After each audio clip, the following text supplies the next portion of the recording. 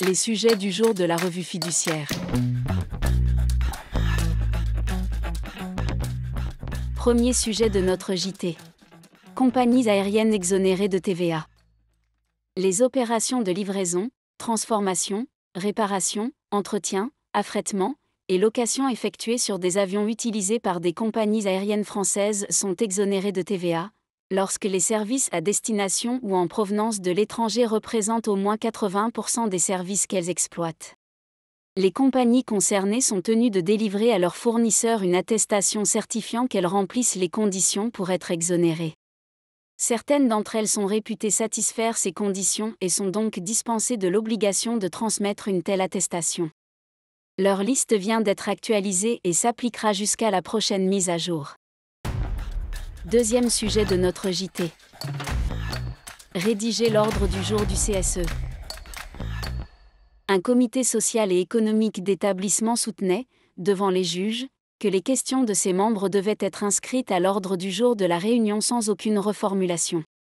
Pour ce CSE, la liberté d'expression de ses élus faisait obstacle à toute reformulation, anonymisation des auteurs et tout regroupement de leurs questions par l'employeur lors de la rédaction de l'ordre du jour d'une réunion.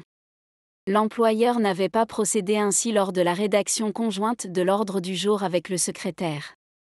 De jurisprudence constante, l'ordre du jour résulte du seul accord commun entre l'employeur en tant que président du CSE et le secrétaire du comité. Dans cette logique, la Cour de cassation a estimé ici qu'exiger la transcription sans reformulation à l'ordre du jour des questions adressées par les membres du CSE, avant une réunion mensuelle, porte atteinte aux prérogatives légales du secrétaire et du président du CSE. Le secrétaire et le président du CSE peuvent reformuler dans l'ordre du jour les questions adressées par les membres du CSE, afin d'y être inscrites. Bien sûr, le secrétaire du CSE peut manifester son désaccord devant une de questions par l'employeur, et l'employeur et le secrétaire peuvent alors convenir d'une autre formulation. Troisième sujet de notre JT. Paiement bancaire frauduleux. Depuis le printemps 2021, l'authentification forte des paiements par carte bancaire est devenue la norme pour la plupart des paiements en ligne, dans le but de lutter efficacement contre la fraude. Elle permet aux prestataires de services de paiement, la banque, de s'assurer que la personne utilisant le moyen de paiement est bien son titulaire effectif. Dans une récente affaire, ce n'est pas cette authentification forte qui avait été utilisée pour valider des paiements frauduleux. Le titulaire d'une carte bancaire s'était contenté de communiquer par téléphone à un tiers, qu'il croyait être un employé de sa banque, le code à 6 chiffres, 3 des Sécures, destiné à valider les paiements en ligne. Le tiers avait ensuite procédé à des paiements frauduleux grâce aux données subtilisées. Lorsque le titulaire du compte demande à sa banque de lui rembourser les sommes correspondantes, celle-ci refuse.